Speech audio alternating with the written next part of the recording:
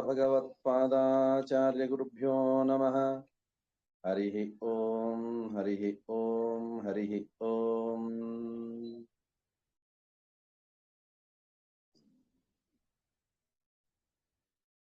नारायणं नमस्कृत्य नरं चैव नरोत्तमं देवीं सरस्वतीं व्यासं ततो जयमुदीरयेत्।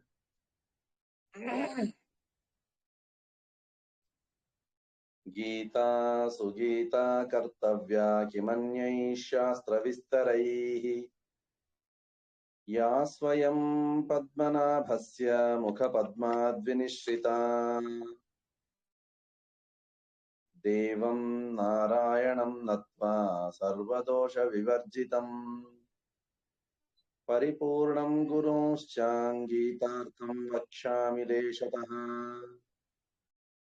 समस्तगुणसम्पूर्णं सर्वदोषविवर्जितम् नारायणं नमस्कृत्य गीता तात्पर्यमुच्यते। धर्म विज्ञान वैराग्य परमैश्वर्यशालिनः आनन्दतीर्थ भगवत्पादान् वन्दे निरन्तरम्। अभ्रमं भङ्गरहितम् अजडं विमलं सदा आनन्दतीर्थमतुलं भजे तापत्रयापहम्। भवति यदनुभावादेडमूकोऽपि वाग्मी जडमतिरपि जन्तुर्जायते प्राज्ञमौलिः। सकलवचनचेतो देवता भारती सा मम वचसि निधत्तां सन्निधिं मानसे च। नमोऽस्तु तात्विका देवाः विष्णुभक्तिपरायणाः धर्ममार्गे प्रेरयन्तु भवन्तः सर्व एव हि। मिथ्या सिद्धान्त दुर्ध्वान्त विध्वंसन विचक्षणः जयतीर्थाख्यतरणिर्भासतां नो हृदम्बरे। आनन्दतीर्थोपदिष्टो निधिर्नारायणाह्वयः प्रदर्शितो येन सम्यक् जयतीर्थं तमाश्रये। नौमिन्यायसुधादिकृज्जयमुनीन् श्रीपादराट्सन्मणीन् व्यासार्यान् विविधागमाब्धिविहरान् श्रीवादिराजानपि वन्दे हंसवरान् रघूत्तमगुरून् वैदग्ध्यवारां निधीन् श्रीसत्यव्रतराघवेन्द्रमुनिपान् सद्बोधसध्यानपान्। विद्यायां विबुधाचार्यं वेदज्ञानाब्धिचन्दिरम् दुर्मतध्वान्तमार्ताण्डं सत्यध्यानमुनिं भजे। सत्याभिघ्नकराब्जोत्थान् पञ्चाशद्वर्षपूजकान् सत्यप्रमोदतीर्थार्यान् नौमिन्यायसुधारतान्। बन्धुस्त्वं गुरुरिष्टदैवतमिति त्वत्पादपङ्केरुहम् प्राप्तं मां परिपालयेति सततं याचे निबद्धाञ्जलिः। चित्तं मद्गुणदोषचिन्तनविधौ नूनाङ्मनां वा कृताः श्रीसत्यात्मगुरो त्वदङ्घ्रियुगलं हित्वा न मे सद्गतिः। विद्यापीठविधातारं विद्यावारिधिचन्दिरम् विद्यार्थिवत्सलं वन्दे महामहिमसद्गुरुम्। आपादमौलिपर्यन्तं गुरूणाम् आकृतिं स्मरेत् तेन विघ्नाः प्रणश्यन्ति सिद्ध्यन्ति च मनोरथा। हरिः ओम श्रीगुरुभ्यो नमः। हरिः ओम।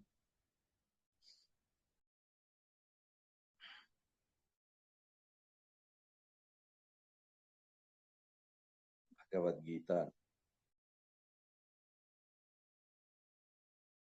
ప్రతినిత్యము పఠ్యమైనటువంటి శ్రోతవ్యమైనటువంటి గ్రంథం అని చెప్పి తెలుసుకుంటూ వచ్చాం.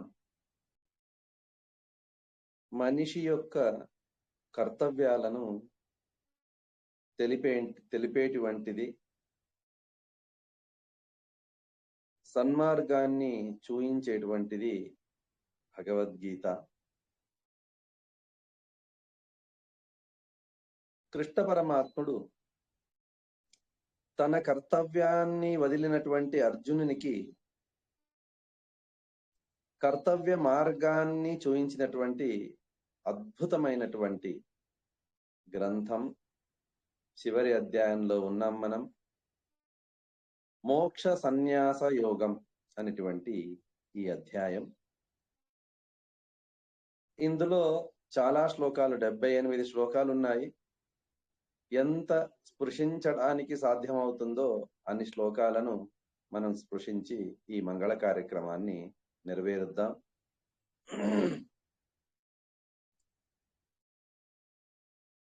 ముఖ్యంగా కృష్ణ పరమాత్ముడు చెబుతూ త్రైగుణ్య విషయావేదాహ నిస్త్రైగుణ్యో భవార్జున అని, జ్ఞాన సాధనము ఇది నిష్కామ కర్మ అనేటువంటి విషయాన్ని 2వ అధ్యాయంలో ఫలత్యాగం చెయ్యాలి, కర్మత్యాగం కాదు అని చెప్పాడు. తరువాత సన్యాస కర్మయోగశ్చ నిశ్రేయసకరా ఉభౌ, తరువాత సన్యాస కర్మయోగశ్చ నిశ్రేయసకరా ఉభౌ అని చెప్పి 5వ అధ్యాయం 2వ శ్లోకంలో కృష్ణ పరమాత్ముడు చెప్పారు. సన్యాసం మరియు కర్మయోగం,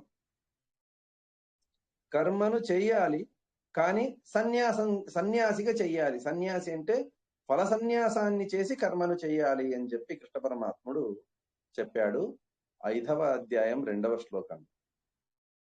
తరువాత త్యాగాత్ శాంతిరనంతరం అని చెప్పి కర్మ త్యాగాన్ని చెయ్యాలి అని చెప్పి 12వ అధ్యాయం 12వ శ్లోకంలో కృష్ణ పరమాత్ముడు చెప్పాడు. ఈ విధంగా కర్మ సన్యాసం కర్మత్యాగం అని చెప్పి 2 శబ్దాల ప్రయోగాన్ని కృష్ణ పరమాత్ముడు చెయ్యగానే, స్వామి ఈ 2 నాకు చాలా కన్ఫ్యూజన్,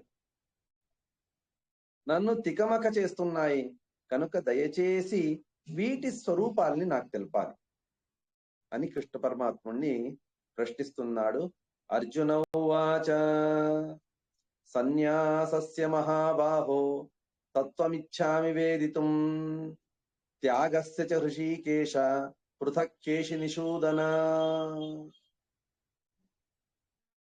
స్వామి, సన్యాసం మరియు త్యాగం, కర్మ సన్యాసం కర్మత్యాగం, ఈ రెండిటి లక్షణాలను నాకు తెలుపు, స్వరూపాన్ని నాకు తెలుపు. సన్యాసం అంటే త్యాగం, త్యాగం అంటే త్యాగం, కర్మ సన్యాసం అంటే కర్మత్యాగం. 2 చోట్ల, ఒక చోట కర్మ సన్యాసం, ఒక చోట కర్మత్యాగం అనే అర్థాన్ని నాకు నువ్వు ఏ విధంగా విడమరి చెప్పినా కూడా అక్కడ ఏదో నాకు చిన్నగా కొడుతూ ఉంది. కనుక దయచేసి వాటి స్వరూపాలను, వాటి డెఫినేషన్స్ నాకు చెప్పండి అని కృష్ణ పరమాత్మని ప్రార్థించగా, అందుకు భగవంతుడు అంటూ ఉన్నాడు, కామ్యానాం కర్మణాం న్యాసం సన్యాస కవయో విదుః సర్వకర్మ ఫలత్యాగం ప్రాహుస్త్యాగం విచక్షణాః.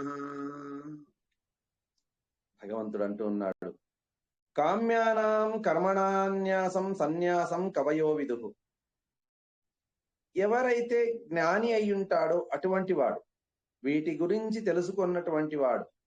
సన్యాసం అంటే ఏంటి అంటే కామ్యానాం కర్మణాం న్యాసం, కామ్య కర్మల త్యాగం అంటే కర్మలలో ఉన్నటువంటి కామ్యాన్ని మాత్రమే త్యజించడం, ఇది సన్యాసం. ఆ శబ్దానికి ఇంత అర్థం ఉందండి. సత్ న్యాస సన్యాస, సత్ న్యాస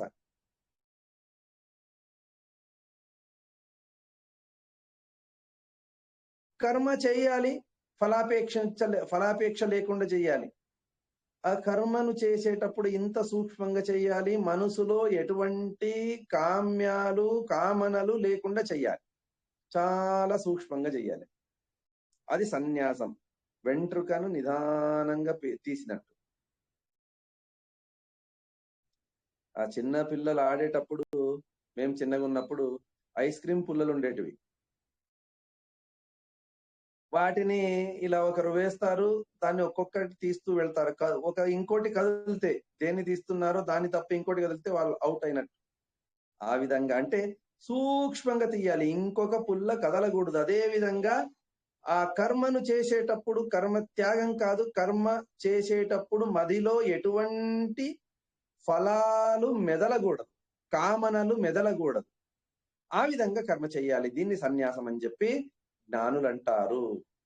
సర్వకర్మ ఫల త్యాగం ప్రాహుస్త్యాగం విచక్షణా.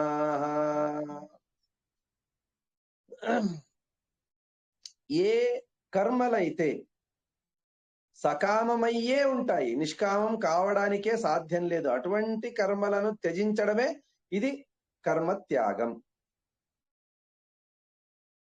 రెండింటిలో వ్యత్యాసం ఎంత బాగా కృష్ణ పరమాత్ముడు అభివర్ణిస్తున్నాడు. సన్యాసం అంటే కర్మను చేయాలి, అందులో అది సకామ కర్మ కూడా కావచ్చు, కానీ ఆ కామాన్ని మాత్రం వదిలేసి కర్మను చేయడం, ఇది కర్మ సన్యాసం. ఏ కర్మను చేసేటప్పుడు కామాన్ని వదలడానికే సాధ్యం లేదు, అటువంటి కర్మనే వదిలేయడం కర్మ త్యాగం. హైలైట్ చేసుకోండి, చాలా సూక్ష్మమైనటువంటి విషయం ఇది, సులభంగా అర్థం కాదు. అంటే ఫర్ ఎగ్జాంపుల్ ఒక దృష్టాంతం. జ్యోతిష్టోమేన స్వర్గకామో యజేత. ఎవరికైతే స్వర్గకామి అయి ఉన్నాడో అటువంటి వాడు జ్యోతిష్టోమ యాగాన్ని చేయాలి. ఆ యాగం చేసేటప్పుడు స్వర్గ కామన ఉంది, కానీ ఆ స్వర్గ కామాన్ని మాత్రం తీసేసి భగవత్ప్రీతికై చేస్తున్నానని చెప్పి జ్యోతిష్టోమ యాగాన్ని చేయడానికి వస్తుంది కనుక ఇది సన్యాసం కావచ్చు. స్వర్గ కామన అనేటువంటి ఫలాన్ని వదిలి వీడు జ్యోతిష్టోమ యాగాన్ని చెయ్యొచ్చు కనుక ఇది కర్మ సన్యాసం కావచ్చు, జ్యోతిష్టోమ యాగం. కానీ కొన్ని కర్మలున్నాయి, అవి ఫలానికి అతుక్కోనే ఉంటాయి, అవి కామనకు అతుక్కోనే ఉంటాయి, దాన్ని విడదీయలేం మనం. ఏదది అంటే వృష్టికామ కారీర్యా యజేత. కారీరి యాగం చెయ్యాలి. ఇది దేనికోసం చేస్తారు? వృష్టి కోసం, వర్షం కోసం చేస్తారు. ఈ కారీరి యాగం చేసేటప్పుడు నాకు వర్షం పడుకున్నా పర్లేదు, భగవత్ ప్రీతికై నేను ఈ కారీరి యాగాన్ని చేస్తాను అనడానికి లేదు. అక్కడ కారీరి యాగం చేస్తే వృష్టి ఒక్కటే ఫలం, వేరే ఫలం అందులో లేనే లేదు కనుక ఇది సకామమైనటువంటి కర్మనే, నియత కామ్య కర్మ ఇది. కనుక ఆ కామనను వదిలి దీన్ని చేయడానికి కుదర కనుక ఈ కారీరి యాగాన్ని వదలడమే ఇది కర్మ త్యాగం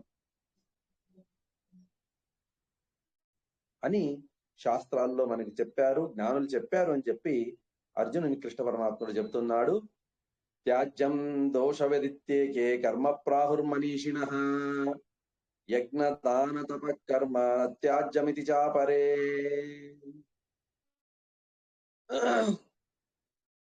కర్మ ఇది చేసేటప్పుడు దోష సహితంగానే చేస్తాం.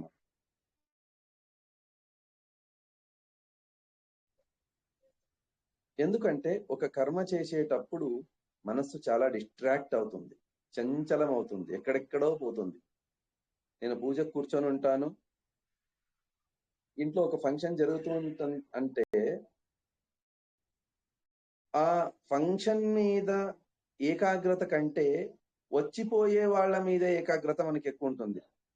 ఎవరు వచ్చారు, వారికి అందరు సపర్యలు సరిగా చేస్తున్నారా లేదా, వారికి అన్ని అందుతున్నాయా లేదా, వీటి మీదే దృష్టి ఉంటుంది మనకు.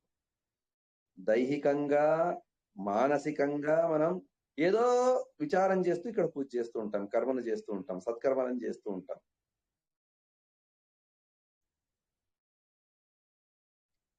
కనుక ఆ కర్మ చేసేటప్పుడు ఏదో ఒక దోషం ఉంటుంది. అందుకు కర్మను చెయ్యకూడదని చెప్పి కొందరంటారు. త్యాజ్యం దోషవత ఇత్యేకే కర్మ ప్రాహుర్మనీషిణ. కానీ మరికొందరంటారు యజ్ఞదాన తపకర్మ నత్యాజ్యమితి చాపరే. యజ్ఞం, దానం మరియు తపస్సు అనేటువంటి కర్మను వీటిని ఎప్పటికీ వదలకూడదు అని చెప్పి మరికొందరంటారు. ఈ విధంగా కొందరు కర్మలు ఇవి దోష సమేతంగానే ఉంటాయి కనుక, దోష సహితంగానే ఉంటాయి కనుక వీటిని చెయ్యకూడదు కొందరు. యజ్ఞ, దాన, తపం మొదలైనటువంటి కర్మలను ఏమైనా కూడా చేయాలని చెప్పి కొందరు. ఈ విధంగా ఉన్నప్పుడు సందేహం కలుగుతుంది మనసులో. కనుక అర్జున, నేను దీని నిర్ణయం చెబుతాను విను. నిశ్చయం శృణుమే తత్ర త్యాగే భరత సత్తమా త్యాగో హి పురుష వ్యాఘ్ర త్రివిధ సంప్రకీర్తిత. అందుకే ఏ కర్మను చేసినా కూడా చివరికి భగవన్నామస్మరణ చేస్తూ ఉంటాం. యస్య స్మృత్యా చ నామోక్త్యా తపస్సంధ్యా క్రియాదిషు తపపూజా క్రియాదిషు తపోయజ్ఞ క్రియాదిషు తపశ్రాద్ధ క్రియాదిషు. ఏ ఏ కర్మలను చేస్తామో ఆయా కర్మలలో న్యూనత ఉంటుంది. న్యూనత లేనటువంటి కర్మ లేదు. ఆ కర్మ యొక్క న్యూనత పోయి ఆ కర్మ పరిపూర్ణమైనటువంటి ఫలాన్ని ఇవ్వాలి అంటే యస్య స్మృత్య, ఏ భగవంతుని స్మరణ, చ నామ ఉక్త్య, నామాన్ని ఉచ్చరించడం ద్వారా, నామోక్త్య, ఈ కర్మలన్నీ కూడా పరిపూర్ణమవుతాయి కనుక భగవన్నామస్మరణ చేస్తాం. ఆ విషయాన్ని కృష్ణ పరమాత్ముడు చెబుతూ నిశ్చయం శృణుమే తత్ర త్యాగే భరత సత్తమా. త్యాగం చెయ్యాలి అని చెప్పారు కదా, ఆ త్యాగం 3 రకాలైనటువంటి త్యాగం. కర్మను త్యాగం చెయ్యాలన్నారు కదా, ఆ త్యాగం 3 రకాలైనటువంటి త్యాగం. త్యాగోహి పురుష వ్యాఘ్ర త్రివిధ సంప్రకీర్తిత. 3 విధాలైనటువంటి త్యాగాలు ఉన్నాయి. వాటిలో దేన్ని మనం స్వీకరించాలి, దేన్ని త్యజించాలి అనేటువంటి విషయాన్ని నిశ్చయంగా నేను చెప్తాను విను అని చెబుతూ కృష్ణ పరమాత్ముడు అంటూ ఉన్నాడు. యజ్ఞదాన తపకర్మ నత్యాజ్యం కార్యమేవ తత్ యజ్ఞో దానం తపశ్చైవ పావనాని మనీషిణాం. యజ్ఞం, దానం, తపస్సు అనేటువంటి కర్మలు ఎన్నటికీ వదలకూడదు. నత్యాజ్యం కార్యమేవ తత్, అవి కర్తవ్యాలే. ఎన్నటికీ ఎన్నటికీ ఎన్నటికీ వాటిని వదలకూడదు. ఇవి మనము చేసినటువంటి పాపాలు. యజ్ఞో దానం తపశ్చైవ పావనాని మనీషిణాం. మనుషులను పావనం గొల్పుతుంది, పవిత్రం చేస్తుంది. ఎలా అండి? యజ్ఞం చేసేటప్పుడు హోమకుండంలో నేనైతే కూర్చోను. దానం చేసేటప్పుడు నా పాపాన్ని దానం చెయ్యను. తపస్సు చేసేటప్పుడు మనసులో కూడా ఏవేవో చెడు విషయాలు వస్తూ ఉంటాయి స్మృతి పథంలోకి. ఎలా ఇది పాపాల్ని పోగొడుతుంది అని ప్రశ్నించగా దేవతలందరూ ప్రార్థిస్తారట అగ్నిని. అయ్యా, దయచేసి నువ్వు మా ముఖంగా ఉండు. దేవతలందరూ అగ్నిని ప్రార్థించి తమ ముఖముగా ఉంచుకున్నారట. ముఖం ఏం చేస్తుంది? మనకి ఆకలి వేస్తే బాధ, నొప్పి ఎక్కడ? కడుపులో ఎలుకలు పరిగెడుతున్నాయి అని చెప్పి మనం అంటాం. అంటే బాధ వేస్తుంది, దుఃఖం వేస్తుంది కడుపులో అని చెప్పి. ఆ దుఃఖాన్ని తొలగించుకోవాలి అంటే ఆహారం ఎక్కడ పెట్టుకోవాలి? కడుపుకి ఏమైనా జిప్ ఉందా? జిప్ అని తీసేసి అందులో 2 అరటిపళ్ళు, 1 యాపిల్ పెట్టేసి మూసేసుకుంటే ఆ బాధ తొలగిపోవడానికి లేదు. మన నోట్లో పెట్టుకుంటాం. భగవంతుని ఆ ఇంజనీరింగ్ ఏముంది కదండి, చాలా చాలా అద్భుతమైనటువంటిది. నోట్లో పెట్టుకోవాలి, పెట్టుకొని మింగడానికి లేదు. మొత్తం అరటిపండు ఒకే అరటిపండుని మింగలం మనం. దాన్ని నమలాలి. నమలాలి అంటే అది పండు, రెండు పళ్ళు, పైన పళ్ళు కింద పళ్ళ మధ్యలో రావాలి అది నమలడానికి. అలా కాకుండా ఓన్లీ ఈ పళ్ళ సెట్ మాత్రమే ఉందనుకోండి, పక్కనున్నటువంటి ఈ చర్మం లేదు, మొహం మీద ఉన్నటువంటి చర్మం లేదు, అదేమవుతుంది అంటే ఆ పళ్ళ మధ్యలో రాదు, జారిపోతుంది. అది కూడా ఎంత ఉంటే పళ్ళ మధ్యలో వస్తుందో అంత మాత్రమే పెట్టాడు భగవంతుడు ఇక్కడ చర్మం, మాంసం. అలా కాకుండా చాలా వెడల్పు పెట్టినా వేస్టే అది. ఈ విధంగా ఆ రసాన్ని మనం నమిలి నమిలి నమిలి నమిలి, మా గురువు గారు చెప్పేటువంటి వారు, అన్నాన్ని నీళ్ల మాదిరి చేసుకొని తినాలట, నీళ్లను అన్నం మాదిరి నిదానంగా మింగాలట. అలా అయితే ఆరోగ్యం బాగుంటుంది అని చెప్పి మా గురువు గారి తండ్రి, పెద్ద గురువు గారు చెప్పేవారు, పరమ గురువులు చెప్పేటువంటి వారు. ఆ విధంగా అయితేనే అది గొంతులో నుంచి దిగుతుంది, కడుపులో ఆ రసం వెళుతుంది. తక్షణమే ఏమవుతుంది, రసం వెళ్ళగానే అది బాధను తగ్గించేస్తుంది, బాధను తొలగించేస్తుంది. వెళ్ళిన తర్వాత ఓ గంటకి అది అంటే మింగామనుకోండి, యాపిల్ ముక్కల్ని గబుక్కన మింగామనుకోండి, అది రసమయ్యి అది శక్తినిచ్చే వరకు ఎంత సమయం పడుతుంది, అంత మనం తట్టుకోలేమనడానికి భగవంతుడు ఇంత వ్యవస్థను చేసిచ్చాడు. సో మన ఆకలి తీరాలి అంటే నోటిలో మనం ఆహారాన్ని ఉంచుకోవాలి. ఆ ఆహారం ఏమవుతుంది, జీర్ణమై చిన్నగై శక్తి రూపంలో ఒకేసారి వెళ్ళిపోతుంది కడుపులో, మన బాధ తగ్గుతుంది. అదే విధంగా దేవతలందరూ అగ్నిని ప్రార్థించారట, మీరు మా ముఖంగా ఉండి మాకు తృప్తిని కలిగించాలి అనగానే ఆయన అన్నాడట, మీకు తృప్తిని కలిగిస్తాను, కానీ మీకు ఆహారం వేయడానికి ఒక హోతా కావాలి, ఆహుతులు ఇవ్వడానికి ఒక హోతా కావాలి, హవ్యస్సును వేయడానికి ఒక హోతా కావాలి.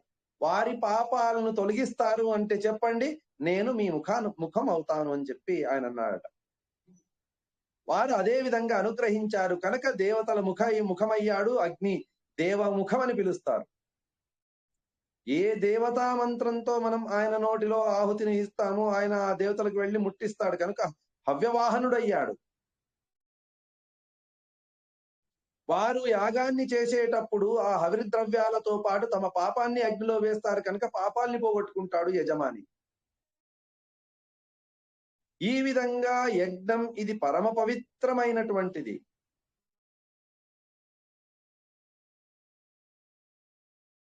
దానం అంతే, దానం కూడా అదే విధంగా. యజమాని పాపాలు అతని చేతిలో ఉంటాయి, అది ద్రవ్య పదార్థంలో తీసుకున్నటువంటి ద్రవ్యంలో వెళ్తుంది, దాన్ని గ్రహించినటువంటి వాడికి వెళ్తుంది. వాడు శాస్త్రజ్ఞాని అయి ఉంటే శాస్త్రానికి ఆ పాపం వెళ్తుంది, వీడు శుద్ధమైపోతాడు. ఎవరైతే దానం ఇచ్చాడో వాడు శుద్ధమైపోతాడు.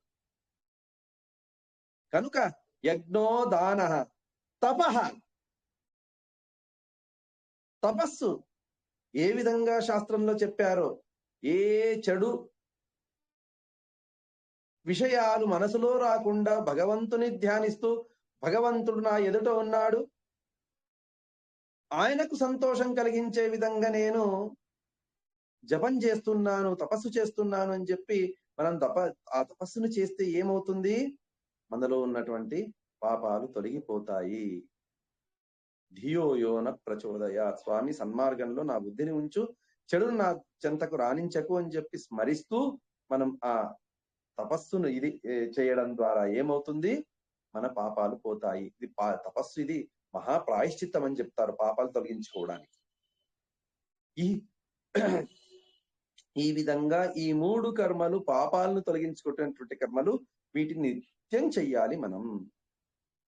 యజ్ఞో దానం తపశ్చైవ పావనాని మనీషిణాం ఏతాన్యపుత కర్మాణి సంగం త్యక్త్వా ఫలాని చ కర్తవ్యానీతి మే పార్థ నిశ్చితం మతముత్తమం.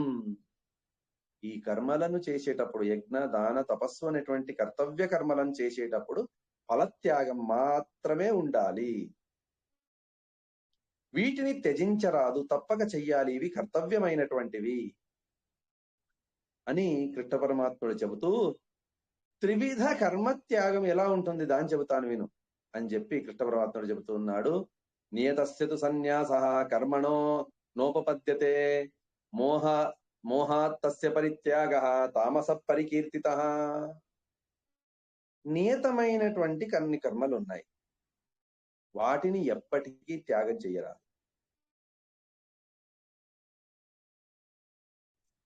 ఒక్కొక్క వర్ణ ఆశ్రమముల వారికి ఒక్కొక్క కర్తవ్య కర్మలు ఉన్నాయి. బ్రహ్మచారి వాడు సంధ్యావందనం చెయ్యాలి. గృహస్థుడు సంధ్యావందనం దేవుని పూజ చెయ్యాలి. గృహస్థుడు సంధ్యావందనం దేవుని పూజ యాగం చెయ్యాలి. గృహస్థుడు అన్నదానం చెయ్యాలి. ఈ విధంగా బ్రహ్మచర్యాశ్రమం వానికి గృహస్థాశ్రమం వానికి కర్తవ్యం. వానప్రస్థాశ్రమం వాడు ఇంటిని వదిలి వనంలో ఉండాలి. అక్కడ కట్టెలను ఏరుకొని వచ్చి యాగం చేస్తూ ఉండాలి. యాగమైన తరువాత దొరికినటువంటి ఫలాలను ఆహారంగా స్వీకరించాలి. లేకపోతే ధ్యానం చేస్తూ కూర్చుండాలి, తపస్సు చేస్తూ కూర్చొని ఉండాలి. ఈ విధంగా వానప్రస్థుడు. సన్యాసి రెండే కర్మలు చేయాలి, జపం, ఉపదేశం. ఈ విధంగా ఆశ్రమ ధర్మాలు, వర్ణ ధర్మాలు వేరు. బ్రాహ్మణుడు జ్ఞానాన్ని ఆర్జించాలి, క్షత్రియుడు రక్షణ చెయ్యాలి, వైశ్యుడు పాడి పంటలను పెంచాలి, శూద్రుడు సేవ చెయ్యాలి. ఈ విధంగా వర్ణాశ్రమ ధర్మాలు ఇవి వారికి కర్తవ్యమైనటువంటివి. ఎట్టి పరిస్థితుల్లో వాటిని వదలరా. కనుక ఆ కర్మల, నియత కర్మల త్యాగం అనేటువంటిది ఎప్పటికీ ఇది అసంభవమైనటువంటిది. మోహాత్ తస్య పరిత్యాగః తామస పరికీర్తితః. అవివేకంతో ఇటువంటి కర్మలను ఎవరైనా త్యజిస్తే, త్యాగం చేస్తే అది తామస త్యాగం అవుతుంది. కనుక 4వ అధ్యాయంలో కృష్ణ పరమాత్ముడు అంటాడు ఏంటంటే, స్వధర్మే నిధనం శ్రేయః పరధర్మో భయావహ అని చెబుతూ, శ్రేయాన్ స్వధర్మో విగుణః పరధర్మాత్ స్వనుష్ఠిత. చూడండి, నాకు బ్రహ్మకర్మలను చేయడానికి సరిగా రాదు. నేను సంధ్యావందనం చెయ్యలేను, దేవుని పూజ చెయ్యలేను, మంత్రాలను ఉచ్చరించలేను. కానీ నేను బిజినెస్ చాలా బాగా చేయగలను అని చెప్పి నా వర్ణ ఆశ్రమ కర్మలను త్యాగం చేసి, వైశ్యుని కర్మ నేను చాలా బాగా చేయగలను కదా అని చెప్పి ఆ బిజినెస్ ని మాత్రం నేను చేస్తూ ఉంటాను. కొందరు చెబుతూ ఉంటారు, నా వృత్తే నా దైవం అండి, ఎప్పుడు దాన్నే సేవిస్తాను, నాకు మరొకటి అవసరం లేదు. కొందరుంటారు వైద్యాన్ని చేస్తుంటారు, వైద్య వృత్తి ఉంటుంది, వైద్యమే నాకు దైవం, ఇంకో పూజ చేయను నేను, అదే నా వృత్తి, నా వృత్తే నా పూజ. అలా అయితే మీ భార్య పిల్లల్ని చూడరా మీరు? వారి వైపు గమనం ఉండదా? ఏ వృత్తి అయినా కూడా అది కొంతవరకే. 8 గంటల తర్వాత ఎవరైనా వృత్తిని చేస్తారా అండి? దేవుని విషయంలో వచ్చినప్పుడు మాత్రమే ఎస్కేపిజాన్ని మనం ఫాలో అవుతూ ఉంటాం. కనుక ఈ విధమైనటువంటి కర్మత్యాగమే ఉంది కదా. మోహాత్ తస్య పరిత్యాగః తామస పరికీర్తితః. ఆ త్యాగం తామస త్యాగం, దాని చేత వానికి అనర్థమే కలుగుతుంది. కనుక 4వ అధ్యాయంలో చెప్పినటువంటి దాన్ని స్మరించుకోవాలి. శ్రేయాన్ స్వధర్మ విగుణ. మన కర్మలలో ఏదైనా వైగుణ్యం ఉండొచ్చు. నాకు 10 మంత్రాల సంధ్యావందనం రాదు, 5 మంత్రాల సంధ్యావందనం మాత్రమే వచ్చు. 5 మంత్రాలతో ఉచ్చరించు, 5 మంత్రాల చేత సంధ్యావందనం చెయ్యి. అదే ఆ బిజినెస్ కంటే, వ్యాపారం కంటే, వైశ్యుల వృత్తి కంటే నీకు శ్రేయస్సును కలిగించేటువంటిది. నాకు బ్రాహ్మణ వృత్తి కంటే వైశ్య వృత్తిని చాలా బాగా తెలుసు అని చెప్పి ఆ వృత్తిని ఆచరించరాదు. ఆ విధంగా ఏమైనా త్యాగం చేస్తే అది తామస పరికీర్తిత, అది తామస త్యాగం అని చెప్పి కృష్ణ పరమాత్ముడు చెబుతున్నాడు. దుఃఖమిత్యేవ యత్కర్మ కాయక్లేశ భయాత్యజేత్ సకృత్వా రాజసం త్యాగం నైవ త్యాగ ఫలం లభేత్. కొందరు అంటూ ఉంటారు, ఆ పొగ ముందు ఎవరు కూర్చుంటారండి, గంటల తరబడి కూర్చోవాలి. మాకు కాదు, గోడలు నల్లగా అవుతాయి, పైకప్పు నల్లగా అవుతుంది, ఇంత ఖర్చు ఇంత హంగామా నాకు సహనం కాదు, ఇంతమంది వస్తుంటారు పోతుంటారు, నేను ఎవరిని కాన్సన్ట్రేట్ చేయలేను కనుక నేను కర్మను చెయ్యను. దుఃఖమిత్యేవ యత్ కర్మ కాయ క్లేశ భయాత్ త్యజేత్. నా దేహానికి చాలా దుఃఖం కలుగుతుంది అండి అని చెప్పి ఎవరైనా కర్మను త్యాగం చేస్తే ఆ త్యాగం రాజస త్యాగం. కార్యమిత్యేవ యత్ కర్మ నియతం క్రియతేర్జున సంగం త్యక్త్వా ఫలం చైవ సత్యాగ సాత్వికో మతః.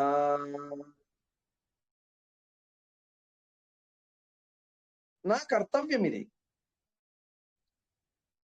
Nothing doing. ఏ అవసరం ఉన్నా కూడా నా కర్తవ్యాన్ని నేను చేసే వేరే పనులు చేస్తాను.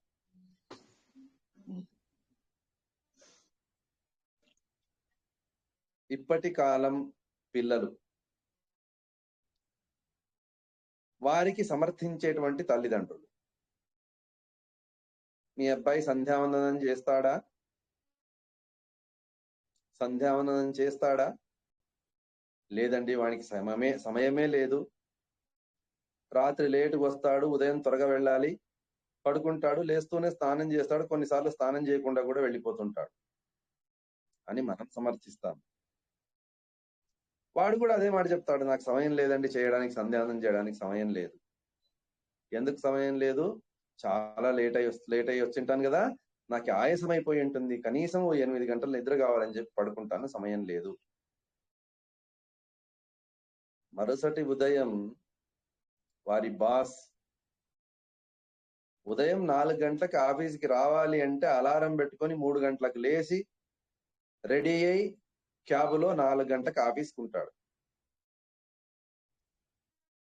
ఎందుకంటే ఎప్పుడూ కనిపించేటువంటి ఆ పాపపుణ్యాల కంటే ఇప్పుడు అశాశ్వతమైనటువంటి ఆ బాస్ ప్రసన్నత, ప్రసాదం ఏముంది కదా, సంతోషం ఏముంది కదా, ఇది అవసరం వానికి. అలా కాదు. ఏ విధంగా ఆఫీస్ మీద ఎంత కాన్సన్ట్రేషన్ ఉంటుంది కదా, అంత కాన్సన్ట్రేషన్ మన కర్తవ్యం మీద ఉండాలి. ఆయన 4కు పిలిస్తే 3కు లేస్తాం కదా, 4కు పిలిచాడు అనుకోండి 2:15కి లేయి, 15 నిమిషాలు సంధ్యావందనం చేయి.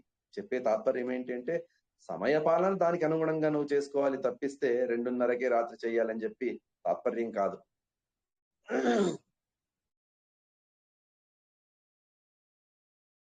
కొందరుంటారు రాత్రి 10 గంటల నుంచి ఉదయం 6 గంటల దాకా పని, ఇంటికి వస్తారు, స్నానం చేస్తారు, సంధ్యావందనం దేవుని పూజ చేసి పడుకుంటారు. ఆ నిష్ఠ ఉంటుంది కనుక. ఎందుకు వారికి ఆ నిష్ఠ అంటే కర్తవ్యమిత్యేవ, నేను చెయ్యాలి, చెయ్యకుండా నేను ఉండను అనేటువంటి దృఢ సంకల్పం. కార్యమిత్యేవ యత్కర్మ నియతం క్రియతేర్జున, నియమేన చేస్తాడు, తప్పించడు, ఎన్నటికీ తప్పించడు. సంగం త్యక్త్వా ఫలం చైవ సత్యాగ సాత్వికో మతః. సంగం త్యక్త చేసేటప్పుడు నాకు ఏ అవసరం లేదు, ఏ ఫలాపేక్ష లేదు అని ఆ ఫల సంగాన్ని, సంగం త్యక్త ఫలం చైవ సత్యాగ సాత్వికో మతః, ఆ వర్ణాశ్రమోచితమైనటువంటి కర్మలను ఎవరైతే ఆచరిస్తారో అది కూడా త్యాగమే. అది సాత్విక త్యాగం. స్వర్గాది ఫలాపేక్ష కూడా ఉండకూడదు వానికి. భగవత్ ప్రీతికై చేస్తున్న సంకల్పంలో అదే ప్రతిసారి అంటూ ఉంటాం, కానీ మర్చిపోతాం. శ్రీ విష్ణు ప్రేరణయ శ్రీ విష్ణు ప్రీత్యర్థం సంధ్యావందనాఖ్యం కర్మ కరిష్యే, సత్యనారాయణ పూజనాఖ్యం కర్మ కరిష్యే. కానీ చివరికి స్వామి నాకు ఈ ఫలం కావాలి, మా అబ్బాయికి సంతానం కావాలనో, మా అబ్బాయికి ప్రమోషన్ కావాలనో, నాకు అది కావాలి, ఇది కావాలి, అది కావాలి, ఇది కావాలని చెప్పి ఆశిస్తూ చేస్తే అది ఏమవుతుంది అంటే అది తామసం అవుతుంది, లేకపోతే సాత్విక ఫలాన్ని అది ఇస్తుంది. కర్మత్యాగాన్ని చేసేటువంటి వారి విభాగాలను చెబుతూ ఉన్నాడు కృష్ణ పరమాత్ముడు. నద్వేష్ట్య కుశలం కర్మ కుశలే నానుషజ్యతే, త్యాగీ సత్వ సమావిష్టో మేధావి చిన్న సంశయ. ఉదయం 4 గంటలకు కార్తీక స్నానం చెయ్యాలి. ఎంత కష్టం అండి! 4 గంటలకు స్నానం చెయ్యాలి బ్రాహ్మీ ముహూర్తంలో అంటే 3-3:30కు లేయాలి. లేచి బ్రష్ చేసుకొని సిద్ధమై దేవుని పూజను, దేవుని గదిని శుద్ధి చేసుకొని స్నానం చేయాలి. చలిలో చన్నీటి స్నానం చెయ్యాలి. ఎంత కష్టం అని తాత్కాలికమైనటువంటి దుఃఖాన్ని ఇచ్చేటువంటిది. ఆ 5 నిమిషాలు 10 నిమిషాలు చల్ల నీళ్లు పడితే కార్తీక మాసంలో బానేస్తాం. తాత్కాలికం. ఎంతసేపు ఉంటుంది? మరలా వెళ్ళి మీరు ఆ తువాలతో తుడుచుకొని వెళ్ళి వెనకటి రోజు వేసినటువంటి ఎండిన వస్త్రాన్ని, దోతిని కట్టుకుంటే ఎంత వెచ్చగా ఉంటుంది కప్పుకొని కూర్చుంటే. తాత్కాలికం. 10 నిమిషాలు మాత్రమే దుఃఖాన్ని ఇచ్చేటువంటి కర్మ. అటువంటి తాత్కాలిక దుఃఖ కారణమైనటువంటి కర్మని ఎవరైతే ద్వేషించడో, నద్వేష్టి అకుశలం కర్మ కుశలే నానుషజ్యతే. పూర్వం తానేం చేశాడు? సకామ కర్మలను చేశాడు, తద్వారా వాడు ఫలాల్ని పొందాడు కనుక అటువంటి సకామ కర్మలు నాకు ఫలాల్ని ఇచ్చింది కదా అని చెప్పి వాటి మీద ఆసక్తే లేకుండా, అత్యాసక్తి కూడా కాదు, ఆసక్తే లేకుండా ఎవరైతే కర్మలను చేస్తాడో, త్యాగి చేసినటువంటి కర్మను, కర్మ ఫలాలను భగవంతునికే సమర్పిస్తాడో, సత్వ సమావిష్ట, సత్వగుణ సంపన్నుడు, అటువంటి వాడు మేధావి చిన్న సంశయ. భగవద్ విషయాలలో గాని కర్మ విషయాలలో గాని ఎటువంటి సందేహం లేదు.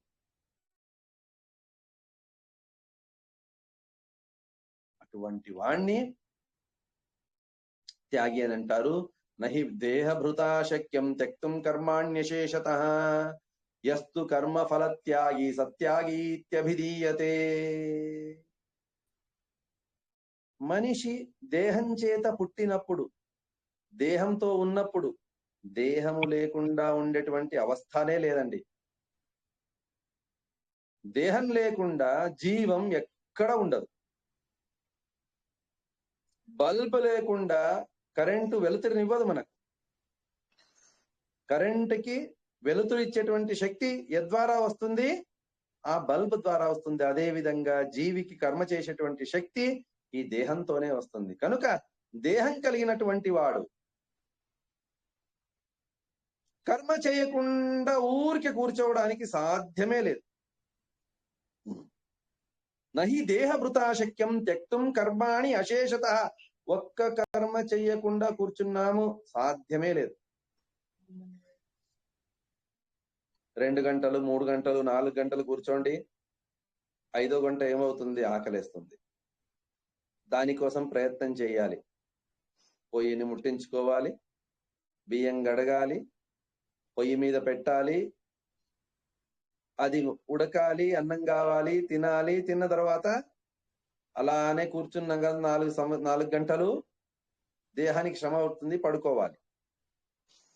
ఆ ఉడికించేటప్పుడు, తాను కూర్చున్నప్పుడు ఎన్ని ప్రాణులు చనిపోయి ఉంటాయో తెలియదు.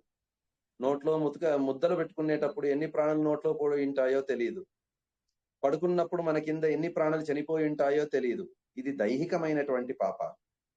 కూర్చున్నప్పుడు ఎన్ని మానసికంగా పాపాలు చేస్తూ ఉంటాం, విచారం చేస్తూ ఉంటాం. వాడు అపకారం చేశాడు, వానికి ప్రత్యపకారాన్ని నేను ఎలా చెయ్యాలి, వాడు ఇలా నాతో మాట్లాడాడు, నెక్స్ట్ కలిసినప్పుడు వానికి ఎలా నేను రిటాలియేట్ చెయ్యాలి, మానసికంగా, దైహికంగా, వాచికంగా, నోటితో భార్య పిల్లల్ని తిడుతూ ఇంకొకరిని తిడుతూ కర్మలను చేస్తూ ఉంటాం. కనుక ఏ మనిషి కూడా దేహాన్ని పొందినటువంటి వాడు కర్మను చెయ్యకుండా ఊరికే కూర్చున్నాడు అనేటువంటి ప్రసక్తే లేదు. యస్తు కర్మ ఫలత్యాగి సత్యాగి ఇత్యభిధీయతే. కనుక ఎవరైతే త్యాగి అని చెప్పి పిలువబడతాడో వాడు కర్మత్యాగి. అంటే కర్మ ఫలత్యాగి అనే అర్థమే తప్పిస్తే కర్మత్యాగి అనేటువంటి అర్థం కాదు. మధ్యమ పదలోపి సమాసం. కర్మ ఫలత్యాగి, మధ్యలో ఉన్నటువంటి ఫలం మాత్రం లోపించింది, కర్మ త్యాగి అయిపోయింది. కర్మ ఫలత్యాగి, కర్మత్యాగి అయిపోయింది. అటువంటి వాడిని సాత్విక త్యాగి అని అంటారు. అనిష్టమిష్టమిష్టంచ త్రివిధం కర్మణ ఫలం భవత్యత్యాగినాం ప్రేత్య నతు సన్యాసినాం క్వచిత్.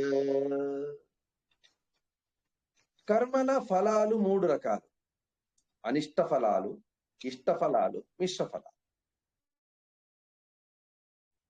ఎవరైతే కర్మలను చేసేటప్పుడు నిషిద్ధమైనటువంటి కర్మలు చేస్తారో ఆ కర్మ ఏం చేస్తుంది? అనిష్టమైనటువంటి ఫలాన్ని ఇస్తుంది.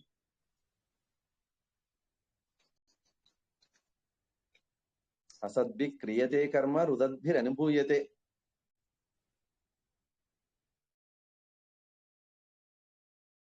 మాండవ్య ఋషులు తాము 5 సంవత్సరాల వయసులో, మెచ్యూరిటీ లేనటువంటి వయస్సులో ఓ చిన్న చీమ వెళ్తూ ఉంటే దాన్ని పట్టుకొని ఆటలాడుతూ ఏం చేశాడు? దాని కంఠంలో ఒక కట్టెను దించాడు.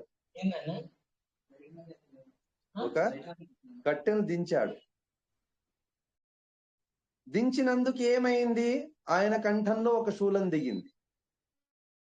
మాండవ్య ఋషి అణిమాండవ్య అని చెప్పి ప్రసిద్ధి పొందాడు. అణి అంటే ఆ శూలం దిగినందుకు అణిమాండవ్య అని చెప్పి ప్రసిద్ధి. ఆయన ఆ కట్టెను దించేటప్పుడు, ఆ చీమ గొంతులో దించేటప్పుడు నవ్వుతూ దించాడు. తన గొంతులో శూలం దిగగానే చాలా దుఃఖపడ్డాడు, బాధపడ్డాడు. అందుకు హసద్భి క్రియతే కర్మ. తప్పులు చేసేటప్పుడు నవ్వుతూ చేస్తాం, అనుభవించేటప్పుడు మాత్రం చాలా బాధపడతాం. నవ్వుతూ స్వీకరించలేము అప్పుడు. కనుక కర్మ, తామస కర్మ ఏమవుతుంది అంటే అనిష్టమైనటువంటి, నాకు ఇష్టము కానటువంటి దుఃఖాన్ని ఫలంగా ఇస్తుంది. అనిష్ట ఫలం అది. తర్వాత కామ్యకర్మలను చేశాను. స్వర్గం కోసం నేను ఒక ఇష్టిని చేశాను, యాగాన్ని చేశాను. ఆ యాగం చేత నేను ఫల అపేక్షతో కర్మను చేసినందుకు నాకు ఇష్టమైనటువంటి స్వర్గాది ఫలాలు లభించాయి.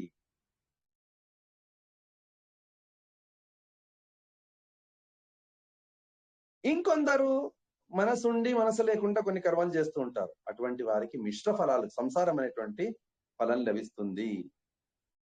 కానీ ఎవరైతే సన్యాసులు అయి ఉంటారో, అంటే కర్మ ఫలాన్ని అపేక్షించకుండా కర్మలను చేస్తూ ఉంటారో అటువంటి వారికి ఈ లోకంలో గాని పరలోకంలో గాని ఇటువంటి 3 శిక్షలు లభించవు, 3 ఫలాలు లభించవు. అనిష్టమైనటువంటి, ఇష్టమైనటువంటి మరియు మిశ్రమైనటువంటి ఫలాలు లభించవు. వారికి డైరెక్ట్ శాశ్వతమైనటువంటి సుఖం లభిస్తుంది, మోక్షం. అనిష్టమిష్టం మిశ్రంచ త్రివిధం కర్మణ ఫలం భవతి అత్యాగినాం ప్రేత్య నతు సన్యాసినాం క్వచిత్. కనుక సన్యాసులకు కర్మఫల త్యాగాన్ని చేసినటువంటి వారికి ఈ 3 రకాలైనటువంటి ఫలాలు లభించవు. ఒక కార్యము యొక్క సిద్ధి కలగాలి అంటే 5 కారణాలు ఉండాలి అని చెప్పి కృష్ణ పరమాత్ముడు చెబుతూ ఉన్నాడు. పంచైతాని మహాబాహో కారణాని నిబోధమే సాంఖ్యే కృతాంతే ప్రోక్తాని సిద్ధయే సర్వకర్మణాం.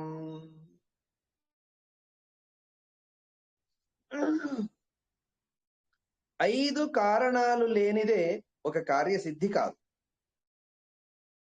అవి ఏమి చెబుతాను విను. అధిష్టానం తథా కర్త కరణం చ పృథగ్విదం వివిధాశ్చ పృథక్ చేష్టా దైవం చైవాత్ర పంచమం.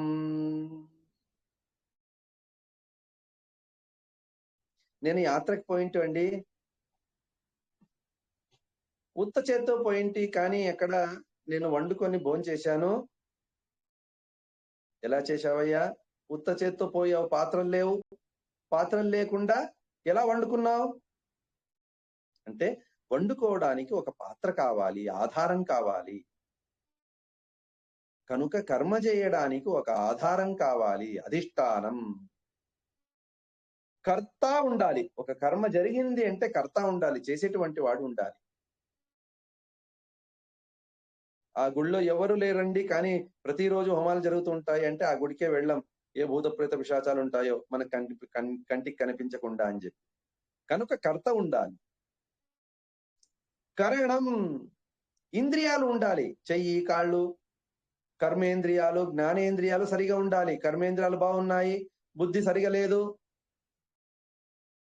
వాడు ఆవుతేరా అంటే అగ్నిలో వేయకుండా తన నోట్లో వేసుకుంటాడు, లేకపోతే ఇంకో నోట్లో వేస్తాడు. ఏం చెయ్యాలి? ఫలం ఇలా లభిస్తుంది వానికి.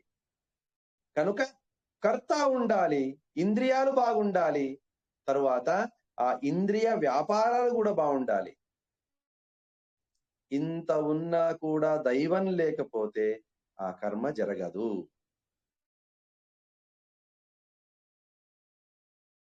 అనేకులు బద్రీ యాత్రకు,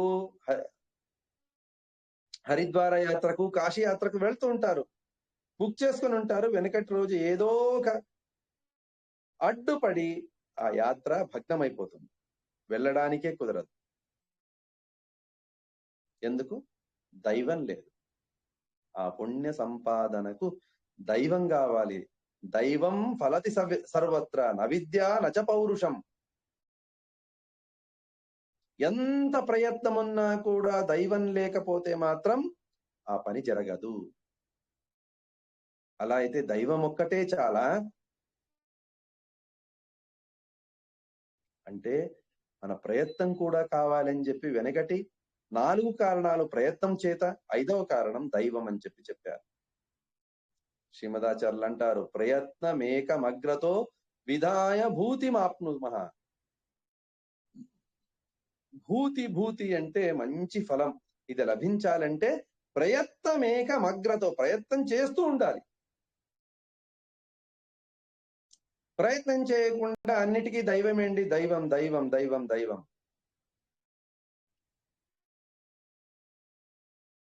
దైవం అంటే దేవుని యొక్క ఇచ్ఛ. భాష్య తత్వప్రకాశికాలో ఈ విషయం గురించి 4వ అధ్యాయంలో చెబుతారు.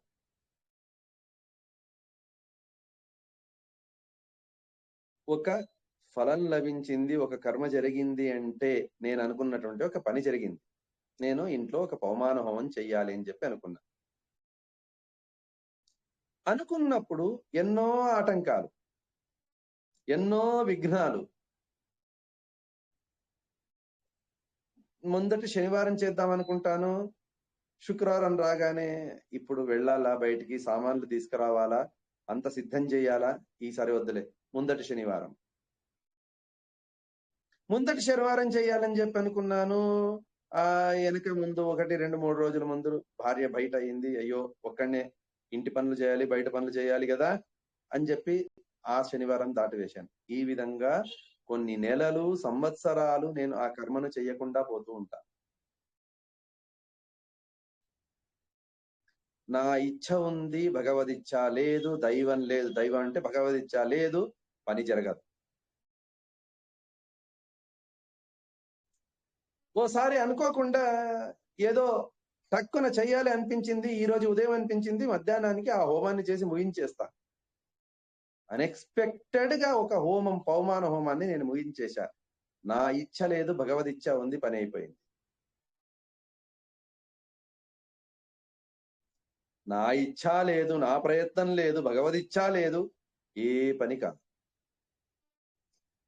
కనుక ఒక చార్ట్ వేసుకొని మనిషి ప్రయత్నం, మనిషి ఇచ్ఛ, దైవేచ్ఛ, పని పూర్తి అయింది.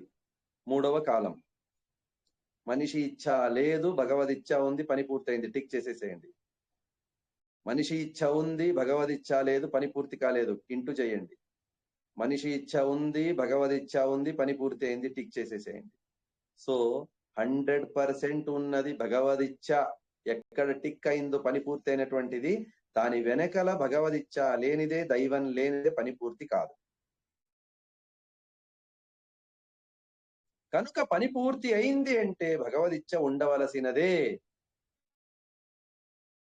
దానికి తోడు మనిషి ప్రయత్నం, మనిషి ఇచ్ఛ ఉంది అంటే అది పని అయినట్టు, లేకపోతే పని కాదు. కనుక అన్నిటికీ దైవం దైవం దైవం అని చెప్పి కంచెం ముందు కూర్చొని నోరు తెరుచుకొని కూర్చోండి. దైవం ఉంటే ముద్ద నా నోట్లో వచ్చి పడుతుంది,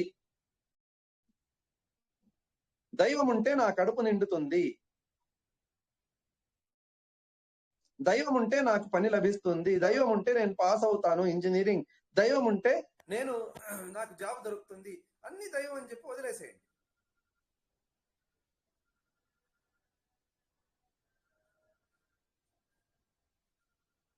అవుతుందా?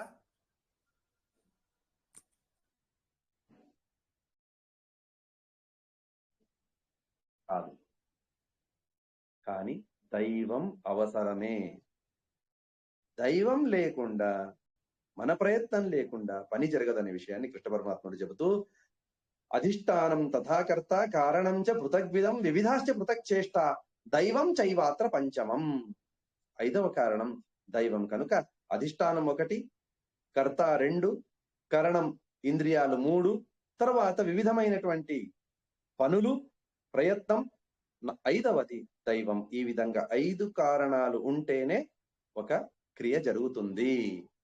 శరీరవాంగ్మనోభిర్యత్ కర్మ ప్రారభతే నరః న్యాయం వా విపరీతం వా పంచైతే తస్య హేతవః. శరీరం చేత గాని, నోటి చేత గాని, తర్వాత మనస్సు చేత గాని ఒక కార్యాన్ని ప్రారంభించాలి అన్నట్టయితే అది నిషిద్ధమైనటువంటి కర్మ అయినా ఉండొచ్చు, లేక విహితమైనటువంటి కర్మ అయినా కావచ్చు. వాటికి ఈ 5 కారణాలు ఉండవలసినదే. తత్రైవం సతి కర్తారం ఆత్మానం కేవలం తు యః పశ్యత్యకృత బుద్ధిత్వాత్ నస పశ్యతి దుర్మతి. ఈ విధంగా ఇవి మనం ప్రతిరోజు చూస్తూ ఉంటాం, కానీ అది హైలైట్ అయి మనకు కనిపించదు. ఏ విధంగా ఒక భాష మనకు రావాలి అంటే, సాధారణంగా ఇంగ్లీష్ కష్టం మన భారతీయులకు. ఆ ఇంగ్లీష్ భాష రావాలి అంటే ఆ భాషను నేర్చుకున్నటువంటి నిపుణులు ఏం చెప్తారు అంటే, మీరు ముఖ్యంగా 3 చెయ్యాలి. ఏంటి అంటే, ఇంకొకరు మాట్లాడుకునేటప్పుడు గమనించి వినాలి, గమనం పెట్టి వినాలి. అందులో ఉన్నటువంటి కొత్త పదాలు, పదార్థాలను తెలుసుకోవాలి. తర్వాత మాట్లాడడానికి ప్రారంభించాలి, మాట్లాడుతూ ఉండాలి. ఈ 3 చేస్తే మీకు ఏమవుతుంది? భాష వస్తుంది. అదే విధంగా ఓన్లీ కేవలం వింటే మనం మాట్లాడలేము. వింటూ ఉంటే మనం మాట్లాడలేం. ఒకడు మనిషి చాలా లావుగా ఉన్నాడు. వానికి లావు దేహం ఉంటే సాధారణంగా ఈ బీపీ, షుగర్ వచ్చే సంభవాలు ఎక్కువ. ఆ రోగాలు రాగానే వాడు వైద్యుని దగ్గరికి వెళ్ళాడు. డాక్టర్ దగ్గరికి వెళ్ళి చెప్పాడు, అయ్యా నాకు ఈ విధంగా రోగాలు వచ్చాయి, బీపీ, షుగర్ వచ్చాయి, ఏం చెయ్యాలి? ఎక్సర్సైజ్ చేయాలి. అందులో కూడా త్వరగా దేహాన్ని కరిగించేటువంటి పరిగెత్తేటువంటివి కానీ, లేకపోతే రన్నింగ్ కానీ లేకపోతే ఫుట్బాల్ కానీ ఇటువంటి వాడండి, మీకు రోగాలు తగ్గుతాయి త్వరగా. వాడన్నాడు, నేను రోజు ఆడతాను కదండి. మరి ఆడితే ఏం ఆడతారు? ఫుట్బాల్ ఆడతాను. ఫుట్బాల్ ఆడితే ఇలా ఉన్నారు కదండి. నేను మొబైల్లో ఆడతానండి ఫుట్బాల్. మొబైల్లో ఫుట్బాల్ ఆడితే దేహం ఎలా తగ్గుతుందండి? దైహికంగా ఆడాలి. దైహిక శ్రమ చేత దేహం దిగుతుంది తప్పిస్తే బౌద్ధిక శ్రమ చేత దేహం దిగదు. అదే విధంగా ఆ కారణాలు మనకు కావాలని చెప్పి తెలుసు, కానీ వాటిని మనం అనుభవించం. దాన్ని శాస్త్రం ఒక్కొక్కటి అనుభవపూర్వకంగా మనకు చెబుతుంది. తెలుసు ఇవన్నీ ఉండాలని చెప్పి తెలుసు, కానీ గమనించకుండా ఉండడం ద్వారా వాటిని హైలైట్ గా మనం వాటిని స్వీకరించలేదు. కనుక తత్రైవం సతి కర్తారం ఆత్మానం కేవలం తు యః పశ్యతి అకృత బుద్ధిత్వాత్ నస పశ్యతి దుర్మతి. ఈ 4-5 కారణాలను ప్రత్యేకంగా చూడడు వాడు. ఈ కారణాలు నాకు కావాల్సిందని చెప్పి చూడడు. చూడకుండా అనుభవించకుండా వాడు ప్రతిరోజు యాంత్రికంగా కర్మలు చేస్తూ ఉంటాడు. కనుక వాడేమనుకుంటాడు, నేనే కర్త.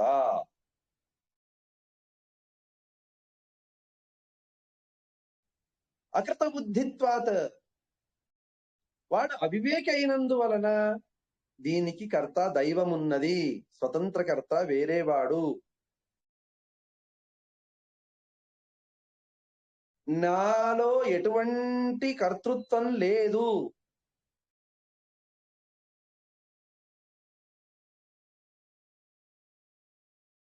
వింటాం కదా, ఐతరేయ ఉపనిషత్ భాష్యంలో వింటాం, భగవంతుడు దేవతలకు చైతన్యాన్ని, శక్తిని ఇవ్వాలి, సత్వాన్ని ఇవ్వడానికి వారిలో ప్రవేశించాడు అని చెప్పి భాష్యంలో విన్నాం.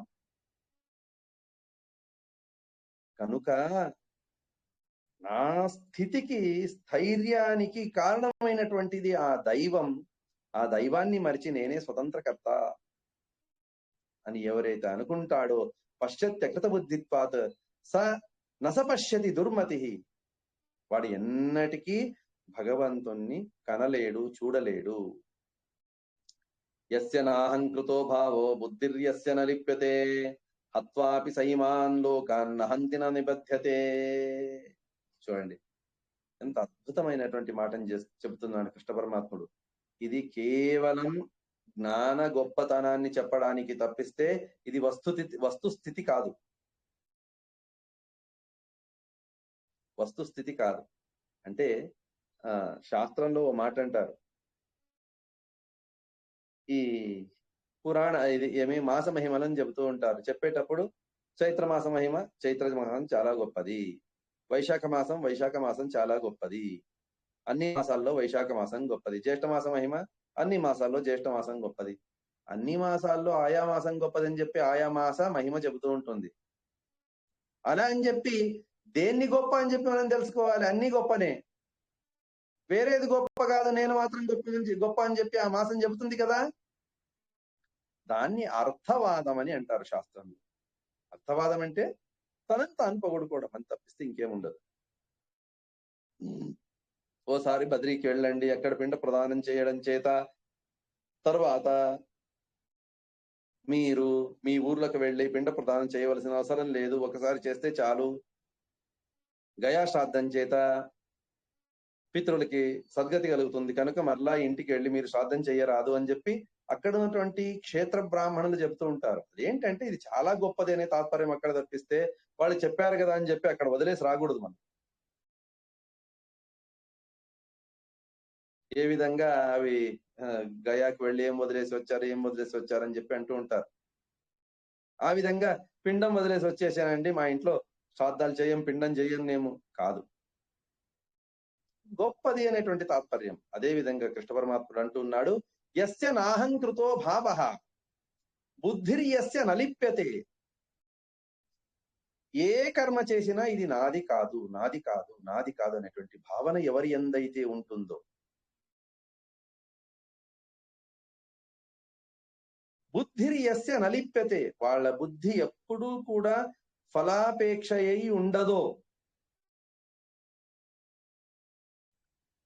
అటువంటి సాత్వికుడు హత్వాపి సైమాన్ లోకాన్ నహంతి నిబధ్యతే. వాడు ప్రపంచంలో ఉన్నటువంటి ప్రాణులన్నింటినీ చంపినా కూడా వానికి ఎటువంటి పాపలేపం లేదు.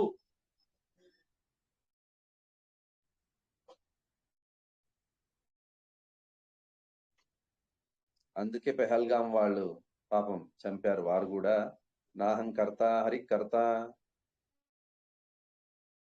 కాదు, అలా కాదు. ఎవరైతే హరి సర్వోత్తముడు, ఆయనే ప్రేరించేటువంటి వాడు, నా కర్తవ్యం ఇది అని చెప్పి శాస్త్రంలో చెప్పినటువంటి విధానంగా ఎవరైతే కర్మలు చేస్తుంటాడో అటువంటి వానికి క్రూర ప్రవృత్తే రాదండి. ఎక్కడైనా ఒక వర్ణ, ఒక ఆశ్రమ ధర్మం, హింస అనేటువంటి చూపించండి ఎక్కడైనా. 17 అధ్యాయాలు 18 అధ్యాయాలు మనం వింటూ వచ్చాం. ఒక చోట ఉంది ప్రాణి హింస చెయ్యాలి, ఒక్క చోట చూపించండి.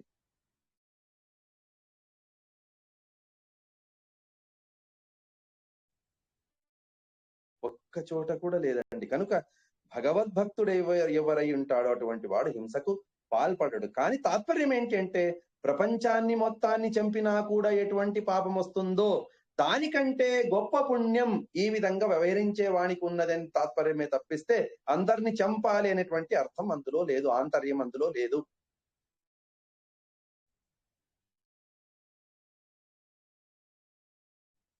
జ్ఞానం జ్ఞేయం పరిజ్ఞాత త్రివిధ కర్మచోదన కరణం కర్మకర్తేతి త్రివిధ కర్మ సంగ్రహ. జీవకర్తృత్వపు విశ్లేషణని ఇక్కడ కృష్ణ పరమాత్ముడు చెబుతూ ఉన్నాడు. జ్ఞానం జ్ఞేయం పరిజ్ఞాత త్రివిధ కర్మచోదన. యజేత అనేటువంటి ఒక కర్మ విధి ఉంది. యజేత యాగం చెయ్యండి. ఈ యాగం చెయ్యండి అంటే యాగం అనేటువంటి శబ్దానికి మొదట జ్ఞానం కావాలి వాడికి. పవమాన హోమం అంటే పవమానునికి సంబంధించినటువంటి ఒక హోమం. ఏదది? ఏ భగవంతుని రూపం అది? వాయువంతర్యామి అయినటువంటి భగవంతుని రూపం. దాని పేరు పవమాన. సంసారాత్ పావయతి మినో ఆనంద సాగరే మినోతి చ ఇది పవమాన. సంసార దుఃఖముల నుంచి ఉద్ధరించి మనల్ని ఆనంద సాగరంలో ముంచుతుంది కనుక ఆయనకు ముంచుతాడు కనుక ఆయనకు పవమాన.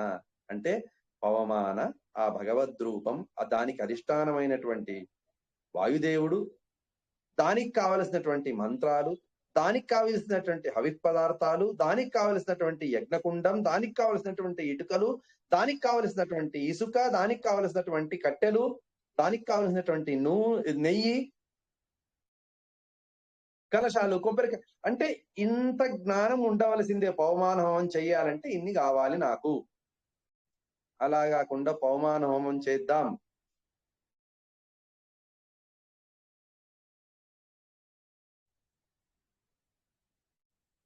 ఒకసారి స్వాముల వారు ప్రవచనం చెప్పేటప్పుడు అన్నారు, బ్రాహ్మణుడై ఉపనయనం చేసుకున్న తర్వాత 24 లక్షల గాయత్రి జపాన్ని చెయ్యాలి. తప్పక చేస్తానండి అని చెప్పి స్వాముల వారు యథావిధిగా ప్రతిజ్ఞ చేయించుకున్నారు. ఎంత త్వరగా అయితే అంత త్వరగా. మినిమం 8 సంవత్సరాల్లో చెయ్యండి అంటే ప్రారంభించిన రోజు నుంచి 8 సంవత్సరాలు అంటే రోజుకు 1000 చెయ్యాలి. రోజుకు 1000 అంటే సంవత్సరానికి 365 రోజులు. ఏదో అనారోగ్య కారణాలు వాటి వల్ల వీటి వల్ల 65 రోజులు తీసేసినా కూడా బఫరింగ్ టైం 300 రోజులు. 300 రోజులు ఇంటూ 1000 ఎంత అవుతుంది? 3 లక్షలు ఇంటూ 8 సంవత్సరాలు. సో ప్రారంభించినప్పటి నుంచి 8 సంవత్సరాల తర్వాత నేను మీ ఊరికి వస్తాను, మీరందరూ ఇన్ని గాయత్రి జపాలు చేశాను అని చెప్పి నాకు చెప్పాలి. 24 లక్షల గాయత్రి జపాలు చేశానని చెప్పి చెప్పాలని చెప్పి ఎవరెవరు చేయగలరు అంటే ఎవరైతే చేరెత్తారో వారి పేర్లందరినీ రాసుకున్నారు. రాసుకున్న తర్వాత సంచారక్రమంగా వారు వెళ్ళిపోయారు. 1.5 సంవత్సరంలో ఒక వ్యక్తి స్వాముల దగ్గరికి వెళ్ళి, స్వామి మీరు 8 సంవత్సరాలు అన్నారు, నాది 1 సంవత్సరంలో అయిపోయింది అన్నాడు. ఆశ్చర్యం వేసింది. చాలా సంతోషం అండి. అంటే రోజుకి మీరు 8,000 దాకా చేయాల్సి వస్తుంది. చేశారా? 8 గంటలు కూర్చున్నారా? అంత అవసరం లేదండి నాకు. మీరు గంటకు 1000 అన్నారు. నేను గంటకు 5,000, 6,000 చేసేశానండి. అట్లా గంటన్నర 2 గంటల్లో నేను 8,000 గాయత్రి జపం చేసేశాను. సంవత్సరంలో అయిపోయింది 24 లక్షలు. స్వామీజీకి ఆశ్చర్యం. అంత ఫాస్ట్ గా చేసేవారా మీరు? అవునండి. మరి అయితే గాయత్రి మంత్రం చెప్పండి. గాయత్రి గాయత్రి గాయత్రి గాయత్రి గాయత్రి అనుకుంటూ వెళ్ళాడట. అంటే చెప్పే తాత్పర్యం ఏంటి అంటే, గాయత్రి మంత్ర జపాన్ని చెయ్యాలంటే గాయత్రి మంత్రం ఏది తెలిసి ఉండాలి, జ్ఞానం ఉండాలి ముందట.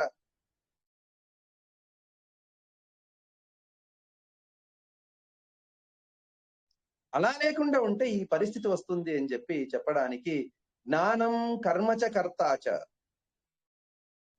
ఆ కర్మ యొక్క జ్ఞానం, తర్వాత జ్ఞేయం ప్రయత్నం, జ్ఞేయం అంటే ప్రయత్నం, తర్వాత పరిజ్ఞాత జీవం. ఈ 3 కారణాలు కర్మకు కారణం. కరణ, క్రియ మరియు కర్త అనేటువంటి 3 కారణాలు. అలాగే ఈ 3 కారణాలు కూడా కావాలి. జ్ఞానం కావాలి, జ్ఞేయం కావాలి, పరిజ్ఞానం కావాలి, పరిజ్ఞాత ఉండాలి. తర్వాత కరణ, కర్మ, కర్త. ఈ 3 కారణాలు ఈ విధంగా కర్మ విధికి 3 కారణాలు, కర్మ చేయడానికి 3 కారణాలు. ఇవి ఉంటే కర్మ జరుగుతుంది, లేకపోతే లేదు. జ్ఞానం కర్మ చ కర్త చ త్రిధైవ గుణభేదతః ఉచ్యతే గుణ సంఖ్యానే యథావత్ శృణుతాన్యపి. జ్ఞానం, కర్త, కర్మ, ఈ 3 సత్వాది గుణాల భేదాన్ని కలిగినటువంటివి. సో సాత్విక, రాజస, తామస అని 3 గుణాలు కలిగినటువంటి జ్ఞాన, కర్మ, కర్త అనేటువంటివి ఉన్నాయి. ప్రోచ్యతే గుణ సంఖ్యానే యథావచ్చుడు తాన్యపి. వాటిని వేద శాస్త్రాల్లో, సాంఖ్య శాస్త్రంలో విభజించబడింది. దాన్ని చెబుతాను విను అని కృష్ణ పరమాత్ముడు చెబుతున్నాడు. సర్వభూతేషు ఏనైకం భావమవ్యయమీక్షతే అవిభక్తం విభక్తేషు తజ్ఞానం విద్ధి సాత్వికం. ఇందులో సాత్వికమైనటువంటి జ్ఞానం ఏంటి అంటే కృష్ణ పరమాత్ముడు అంటున్నాడు, సర్వభూతేషు ఏనైకం భావమవ్యయమీక్షతే. అన్ని భూతాలలో భగవంతుని వ్యాప్తి జ్ఞానం పరమాద్భుతమైనటువంటి ఊహ చేయడానికి సాధ్యం లేదు. నేను ఇంటిలో ఉన్నాను, నాలో ఇల్లు ఉందా? నేను ఇంట్లో ఉన్నా, నాలో ఇల్లు సాధ్యం లేదు. ఎందుకంటే నా దేహం 6 అడుగుల పొడగు దేహం, 1.5 వెడల్పు ఉన్నటువంటి దేహం.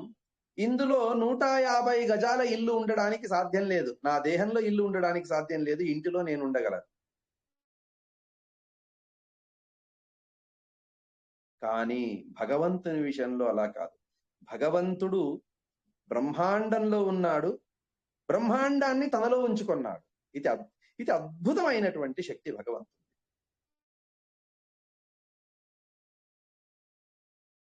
నాలో ఇల్లు ఇమడదు, ఎందుకంటే నా శక్తికి సీమ ఉంది. భగవంతునిలో బ్రహ్మాండం ఇముడుతుంది, ఎందుకంటే భగవంతునికి అనంత శక్తి.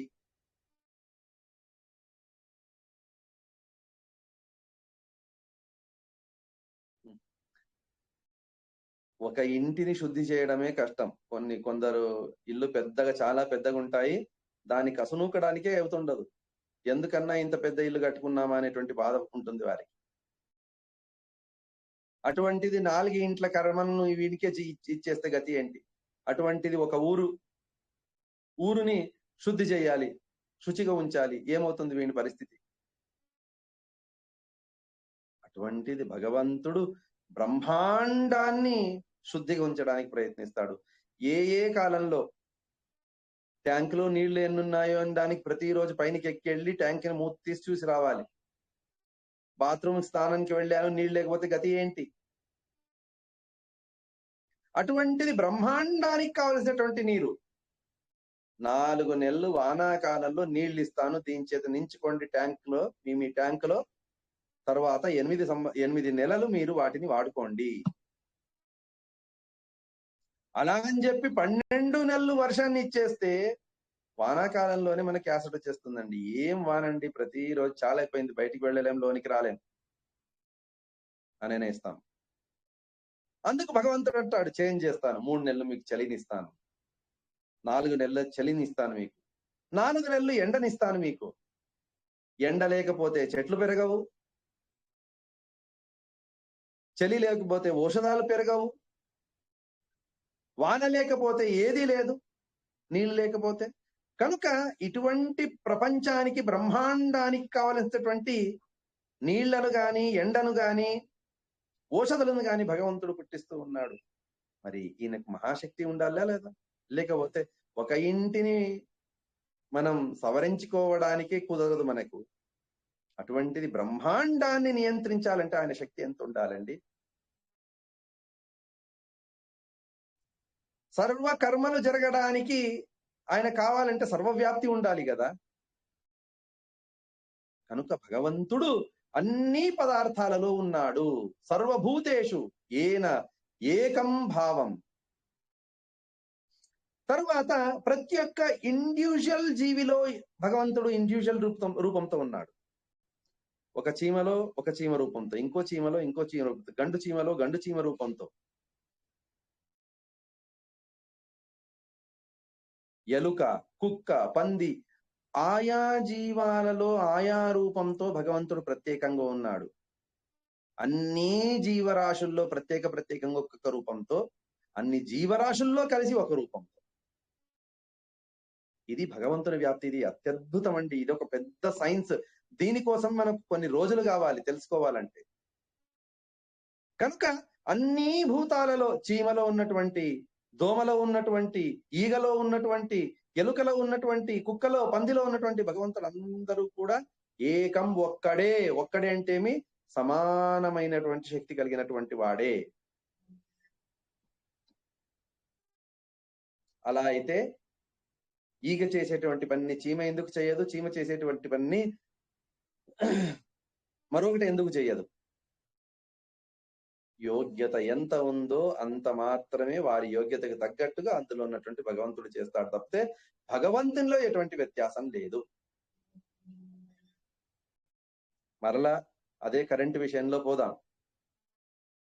0 బల్బ్ ఉంటుంది, 10 వాట్స్ బల్బ్ ఉంటుంది, 20 వాట్స్ బల్బ్ ఉంటుంది, 30 వాట్స్ బల్బ్ ఉంటుంది, 50 watts, 100 watts, 200 watts, 500 watts, 1000 watts bulbs ఉంటాయి. 0 వాట్కి వేరే లైను, వేరే వైరు, 10 వాట్స్ కి వేరే వైరు, అలా ఉంటుందా? లేదు. అన్నిటికీ ఒకే వైరు. అది ఎంత గ్రహించాలో అంత గ్రహిస్తుంది. అదే విధంగా ఒకే భగవంతుడు అన్ని జీవరాశుల్లో ఉన్నా కూడా వారి యోగ్యతకు తగ్గట్టుగానే వారి చేత పని చేయిస్తాడు తప్పిస్తే చీమలో ఉన్నటువంటి భగవంతుడు చాలా చిన్నవాడు, శక్తి తక్కువ, ఈగలో ఉన్నటువంటి వాడు గొప్పవాడు కనుక అది ఎగురుతుంది కాదు. అన్ని జీవరాశుల్లో ఉన్నటువంటి భగవంతుడు ఏకం, సర్వభూతేషు ఏనైకం భావం అవ్యయమీక్షతే. ఆ దేహం పోయినా కూడా, ఆ చీమ దేహం గాని, ఈగ దేహం గాని, దోమ దేహం గాని చనిపోయిన భగవంతునికి ఎప్పటికీ నాశం లేదు. అందులో ఉన్నటువంటి భగవంతుడు చనిపోయాడు కాదు. ఎందుకు అంటే సర్వవ్యాప్తుడైనటువంటి ఆ భగవంతుడు ఆ దేహం పోయినా కూడా, దేహం బయట ఒక రూపం ఉంది కదా, దాంట్లో లీనమైపోతుంది. అది భగవంతునికి ఎప్పటికీ నాశం లేదు, అవ్యయం. ఈ విధంగా భగవంతుణ్ణి అవ్యయ నాశరహితుడని చెప్పి ఎవరైతే కంటారో చూస్తారో అటువంటి వారు అవిభక్తం విభక్తేషు తజ్ఞానం విద్ధి సాత్వికం. విభక్తమైనటువంటి పదార్థాలు అంటే ఒక బండ రూపంలో భగవంతుడు ఉన్నాడు. అది పై నుంచి కింద పడ్డది, ముక్కలయింది, 10 ముక్కలయింది. 10 ముక్కల్లో 10 రూపాలు ఉన్నాయి భగవంతుడు. ఒక రూపం 10 రూపాలు అయ్యాయి. కానీ ఆ భగవంతుడు ఒక్కడే. అవిభక్తం విభక్తేషు తజ్ఞానం విద్ధి సాత్వికం. ఈ విధంగా ఎవరైతే జ్ఞానాన్ని పొందుతారో ఆ జ్ఞానమేముంది, ఇది సాత్వికమైనటువంటి జ్ఞానం. పృథక్వేన తు యజ్ఞానం నానా భావాంత తగ్విదాన్ వేత్తి సర్వేషు భూతేషు తజ్ఞానం విద్ధి రాజసం. వేర్వేరుగా కనిపించేటువంటి భూతాల్లో భగవంతుడు వేర్వేరు రూపాలతో ఉన్నాడు. చీమలో చీమ రూపంలో అంటే చాలా చిన్నగా ఉన్నాడు భగవంతుడు. ఏనుగులో చాలా పెద్ద రూపంలో ఉన్నాడు భగవంతుడు. కనుక చీమలో ఉన్నటువంటి దేవుడు వేరు, ఏనుగులో ఉన్నటువంటి దేవుడు వేరు. చీమలో ఉన్నటువంటి దేవునికి కొంతే శక్తి ఉంది, ఏనుగులో ఉన్నటువంటి దేవునికి చాలా శక్తి ఉంది అని చెప్పి ఎవరైతే వేరువేరుగా కంటారో ఆ భగవంతుణ్ణి, ఈ విధంగా ప్రతి ఒక్క జీవరాశిలో ఉన్నటువంటి భగవంతునిలో తారతమ్యం ఉంది అని చెప్పి ఎవరైతే తలుస్తారో అటువంటి జ్ఞాని రాజస జ్ఞాని అని చెప్పి తెలుసుకో. యత్ కృష్ణవదే కస్మిన్ కార్యే సక్తమస మహైతుకం అతత్వార్థవదల్పం చ తత్తామసముదాహృతం.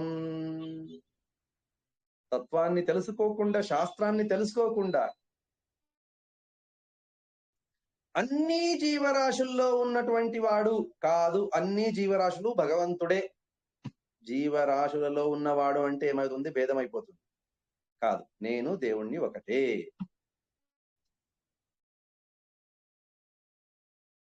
యుక్తిహీనుడై, ఏ యుక్తి, ఏ లాజిక్ లేకుండా, ఏ అనుభవం లేకుండా అంతా భగవంతుడు. ఇదంతా భ్రమ అండి. ప్రపంచం మొత్తం వేరు వేరు కనిపించేదంతా భ్రమ. మనల్ని ఏమైనా తీసుకెళ్లి చైనాలో గాని లేకపోతే తైవాన్ లో గాని వదిలేస్తే మనకి ఏమవుతుంది అంటే, ఎవరైనా వచ్చి మన దగ్గర అప్పు తీసుకొని పాస్పోర్ట్ తీసుకొని వెళ్ళారనుకోండి, వారు వెళ్ళిపోయారు, డబ్బు తీసుకొని వెళ్ళిపోయారు, మన డబ్బు తీసుకొని వెళ్ళిపోయారు. గుర్తించండి అంటే గుర్తించలేము. ఎందుకంటే అందరి ముఖాలు ఒకే విధంగా కనిపిస్తుంటుంది మాకు. అవునా? చైనా వాళ్ళ ఎవరు నా దగ్గర తీసుకున్నారు, ఎవరు తీసుకోలేరు గుర్తుపట్టలేము మనం. ఎందుకంటే అందరి ముఖాలు ఒకే విధంగా ఉంటాయి.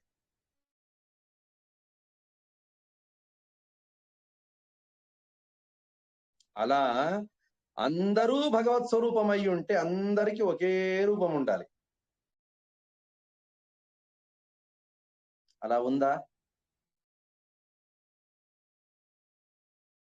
కాకికి కాకి రూపం, మనిషికి మనిషి రూపం ఎందుకు వచ్చింది? అంతా అందరూ భగవంతులే కదా.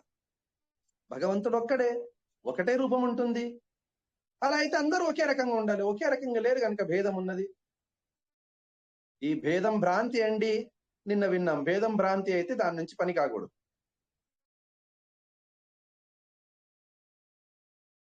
భేదం లేదు అంటే అన్నిటి చేత అన్ని పనులు కావాలి.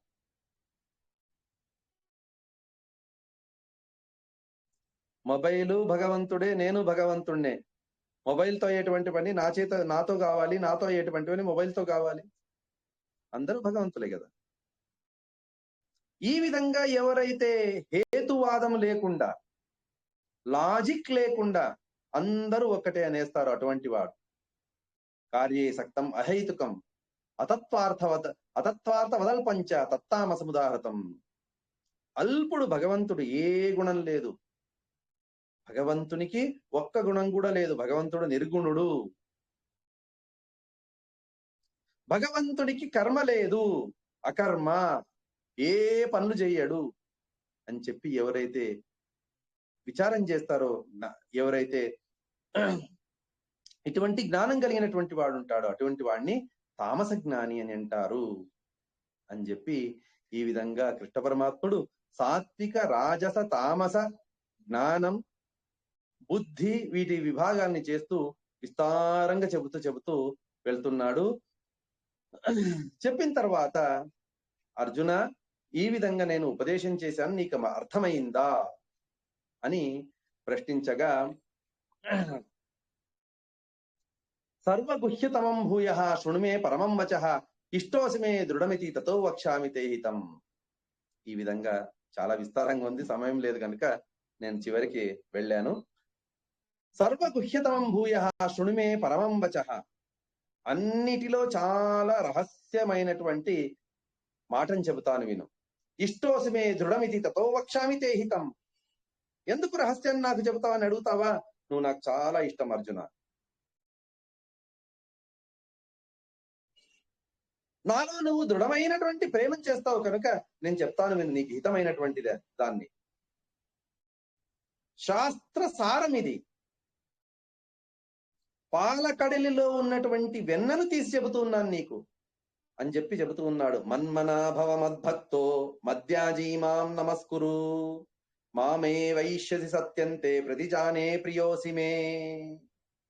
మన్మనాభవ, ఎప్పుడు మనసుని నాలో ఉంచు, నీ మనసులో ఎప్పుడు నేనుండాలి. మద్భక్త, నాలో భక్తిని చెయ్యు. మత్యాజీ, యాగం చేసేటప్పుడు కృష్ణార్పణమస్తు. ఆదౌ అంతే మధ్యేచ, ఆదిలో అంత్యంలో మధ్యంలో కృష్ణార్పణ కృష్ణార్పణ కృష్ణార్పణ కృష్ణార్పణ అంటూ చెయ్యి. మధ్యాజీ మాం నమస్కురు, నన్నే నమస్కారం చెయ్యి. మామే వైష్యసి, తద్వారా నన్నే పొందగలవు. సత్యంతే ప్రతిజానే, నేను ప్రతిజ్ఞ చేస్తున్నా ఇది సత్యం. ప్రియోసుమే, నువ్వు నాకు చాలా ప్రీతిపాత్రుడు అన్నందుకు చెబుతున్నా అర్జున, ఇందులో మోసం లేదు. సర్వధర్మాన్ పరిత్యజ్య మామేకం శరణం వ్రజ అహం త్వా సర్వ పాపేభ్యో మోక్షయిష్యామి మా శుచః. అన్ని ధర్మాలను పక్కన పెట్టు, అంటే నీకు విహితం కానటువంటి ధర్మాలన్నింటినీ నువ్వు పక్కన పెట్టి నన్ను మాత్రం శరణు పొందు. నేను మాత్రమే నిన్ను, నీ కర్మలలో ఏదైనా లోపదోషాలు ఉంటే ఆ పాపాలను తొలగించి నిన్ను ఉద్ధరిస్తాను. మోక్షయిష్యామి మా శుచః, ఈ సంసారం నుంచి ముక్తిని కలిగిస్తాను, దుఃఖపడకు. కనుక అర్జున, యుద్ధానికి సిద్ధంగా. బాణం కొట్టేటప్పుడు విష్ణు ప్రేరణే, ఆ విష్ణు ప్రీత్యర్థం. చనిపోగానే నేను కాదు, ఆ భగవంతుడు నాకు శక్తినిచ్చి ఆయనే చంపాడు అనేటువంటి భావన నీకు ఉండని. ఇదంతే నా తపస్కాయ నా భక్తాయ కదాచన నచాశుశ్రువే వాక్యం నచమాం యోభ్యసూయతి. కృష్ణ పరమాత్ముడు చివరికి అంటున్నాడు, ఈ గీత శ్లోకాలను, ఈ గీత యొక్క తాత్పర్యాన్ని, ఈ గీత యొక్క విషయాలను ఎవరికి చెప్పాలి అంటే, ఎవరైతే తపస్సు చేయరో వారికి చెప్పరాదు. నా అతపస్కాయ నా అభక్తాయ, ఎవడైతే భక్తుడు కాడో, భగవంతుని యందు ఆస్తిక బుద్ధి లేదో అటువంటి వాడికి చెప్పకూడదు. నచ అశుశ్రూషవే, భగవత్ సేవ చేయనటువంటి వానికి, భగవద్భక్తుల సేవ చేయనటువంటి వానికి చెప్పరాదు. నవాచ్యం నమాం యోభ్యసూయతి, ఎవరైతే నన్ను చూసి అసూయ పడతారో అటువంటి వారికి చెప్పవద్దు అని కృష్ణ పరమాత్ముడు చెబుతూ, యైదం పరమం గుహ్యం మద్భక్తేష్వభిదాస్యతి భక్తిం మయి పరాం కృత్వా మామే వేష్యత్య సంశయః. నా భక్తులకు మాత్రమే దీన్ని ఉపదేశించాలి అని చెబుతూ చివరికి గీతా శ్రవణ ఫలాన్ని కృష్ణ పరమాత్ముడు చెబుతున్నాడు. శ్రద్ధావాన్ అనసూయశ్చ శృణుయాదపయో నరః సోపి ముక్త శుభాన్ లోకాన్ ప్రాప్నుయాత్ పుణ్యకర్మణాం. ఎవరికైతే నా యందు శ్రద్ధ ఉన్నదో, చూడండి, శ్రద్ధ లేకుండా విన్నామనుకోండి, ఏదో చెబుతున్నారు కదా, లేకపోతే కొందరు ఉంటారు, ఏ టైం పాస్ కావట్లేదండి కనుక వెళ్తున్నాను నేను ప్రవచనానికి. అలా కాదు, శ్రద్ధ చేత భగవంతుడున్నాడు, కర్మలున్నాయి, అవి ఫలాలను ఇస్తాయి, తద్వారా నాకు సద్గతి ఉంది అనేటువంటి శ్రద్ధ ఉండాలి.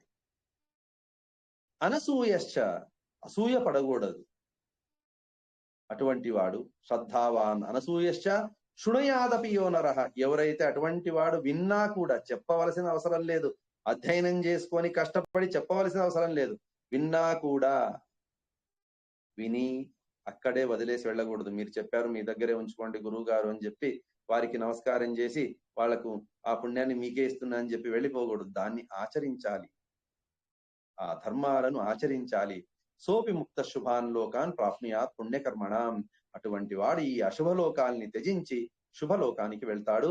కచ్చిదే తచ్చుతం పార్థ త్వయేకాగ్రేణ చేతస కచ్చిత్ అజ్ఞాన సమ్మోహ ప్రణష్టస్తే ధనంజయ.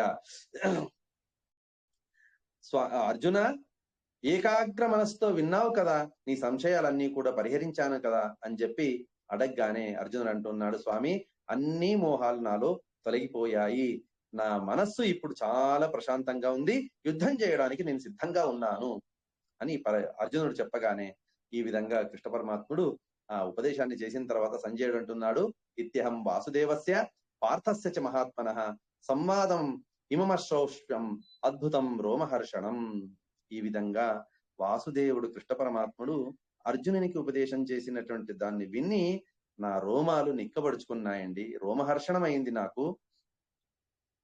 వ్యాసప్రసాదాచ్యుతవాన్ ఏతద్ గుహ్యతమం పరం యోగం యోగేశ్వరాత్ కృష్ణాత్ సాక్షాత్ కథయత స్వయం. అది నాకు ప్రత్యక్షంగా కనిపిస్తుంది, ప్రత్యక్ష ప్రసారమైంది. యద్వారా నా శక్తి లేదండి. ధృతరాష్ట్రునికి చెప్తూ ఉన్నాడు సంజయుడు.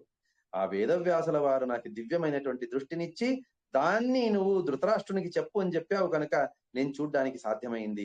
ఇది భగవత్ ప్రసాదం చేతనే. అక్కడ కూడా ఆ సంజయుడు అహంకారంతో చెప్పట్లేదు, అహంకారాన్ని తొలగించుకొని ఈ గీతలో చెప్పినటువంటి శాస్త్రాన్ని ఔపాసన పట్టి చెబుతూ ఉన్నాడు. స్వామి, ఇది కేవలం భగవత్ ప్రసాదంతో చూడగలిగాను. రాజన్ సంస్మృత్య సంవాదమిమద్భుతం కేశవార్జనయో పుణ్యం హృష్యామి చ ముహుర్ముహు. ఆ అర్జుని మరియు కృష్ణుని పుణ్యం వల్ల, ఆ కృష్ణ పరమాత్ముడి అనుగ్రహం, అర్జునుని పుణ్యం వల్ల నేను ఈ గీతను వినడానికి నాకు కుదిరింది. లేకపోతే నాకు ఆ యోగ్యత లేదు. తచ్చ సంస్కృత్య రూపమత్యద్భుతం మరేహే విస్మయో మే మహారాజన్ హృష్యామి చ పునః. ఎంత సంతోషం అయిందండి సంజయునికి. 6-8 సార్లు చెప్తున్నాడు హృష్యామి చ పునః. సంతోషం సంతోషం సంతోషం. నా మనస్సు ఎంత సంతోషపడిందండి ఆ కృష్ణుని భగవద్ రూపాన్ని చూసి, నాకు చాలా సంతోషం వేసింది అని చెప్పి వారిని స్మరిస్తూ చెబుతున్నాడు. ఈ విధంగా యత్ర యోగేశ్వర కృష్ణ యత్ర పార్థో ధనుర్ధర తత్ర శ్రీ విజయో భూతిర్ ధ్రువా నీతిర్మతిర్మమ. చివరికి సంజయుడు అంటున్నాడు, యత్ర యోగీశ్వరుడైనటువంటి కృష్ణ పరమాత్ముడు, అన్ని యోగాలు సాధనోపాయాలు తెలుసుకున్నటువంటి కృష్ణ పరమాత్ముడు ఎక్కడున్నాడో, యత్ర పార్థో ధనుర్ధర అంటే ఆ రూపాన్ని కళ్ళ ముందు తెచ్చుకొని మనం వారిని ధ్యానిస్తే, ధనుర్ధారి అయినటువంటి అర్జునుని ముందు యోగీశ్వరుడైనటువంటి కృష్ణుడు నిలబడి ఉన్నాడు ఉపదేశం చేస్తూ, ఆ రూపాన్ని స్మరిస్తూ. తత్ర శ్రీ విజయోభూతిని ఎవరైతే స్మరిస్తూ ఉంటారో వారికి తప్పక మంచి తేజస్సు, మంచి ఐశ్వర్యం, మంచి విజయం. తత్ర శ్రీ విజయోభూతి ధ్రువా నీతిర్మతిర్మమ. ఇది నిశ్చితం. మంచి ఐశ్వర్యం, మంచి విజయం, మంచి కాంతి వారికి లభిస్తుంది అనేటువంటిది నిశ్చితం నిశ్చితం నిశ్చితం అని చెప్పి సంజయుడు చెప్తూ ఈ 18వ అధ్యాయాన్ని ముగిస్తూ ఉన్నాడు. ఓం తత్సదితి శ్రీమద్భగవద్గీతాసు ఉపనిషత్సు బ్రహ్మ విద్యాయాం యోగ శాస్త్రే శ్రీకృష్ణార్జున సంవాదే సన్యాస యోగో నామ 18వ సంపూర్ణం. శ్రీకృష్ణార్పణమస్తు. ఈ విధంగా ఈ జ్ఞాన కార్యం నిర్విఘ్నంగా భగవంతుడు 3 సెషన్స్ లో నెరవేర్చాడు. ఈ కార్యంలో పాల్గొన్నటువంటి వారు విశేషమైనటువంటి భక్తి శ్రద్ధలతో విన్నటువంటి వారికి ఆ కృష్ణ పరమాత్ముడు విశేషంగా వారి కార్యసిద్ధి, కార్యాలలో విజయం, దానికంటే శాశ్వతమైనటువంటి ఫలం ముక్తి, దానికి కావలసినటువంటి సాధనాలు భగవద్జ్ఞానం, కర్తవ్య నిష్ఠ, వీటిని ప్రసాదించాలి. ఈ కార్యక్రమంకై అనేకులు అనేక రకంగా సహాయం చేశారు.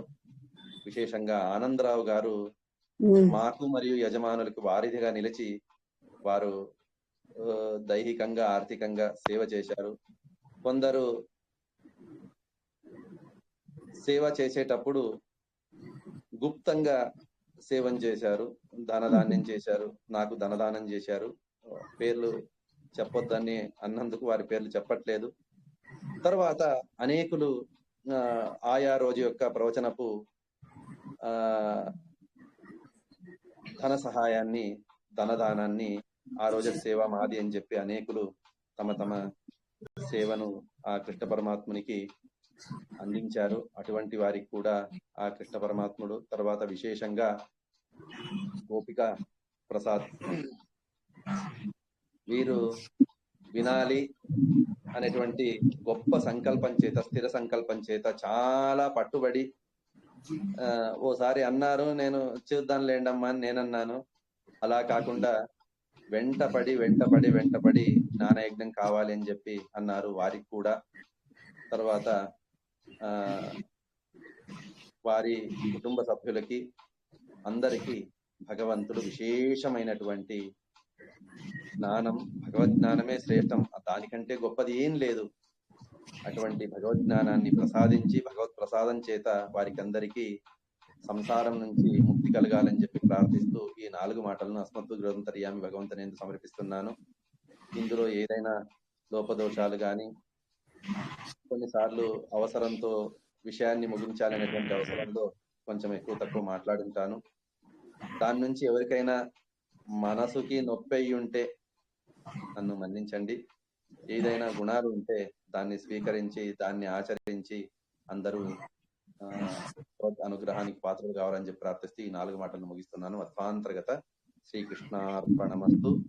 ప్రీతోసి మాపతే వ్యాస యదికేనాపి కర్మణ శ్రీమధ్వశాస్త్రశ్రవణే నియుంక్ష్వ మమ సర్వదా కాయేన వాచ మనసేంద్రియైర్వా బుద్ధ్యాత్మనా వా ప్రకృతే స్వభావం కరోమి యద్యత్ సకలం పరస్మై నారాయణాయేతి సమర్పయామి. అనేన భావ్యత్ పుణ్యం తదాప్నోతు గురు మమ. అధ్వాంతర్గత శ్రీకృష్ణార్పణమస్తు.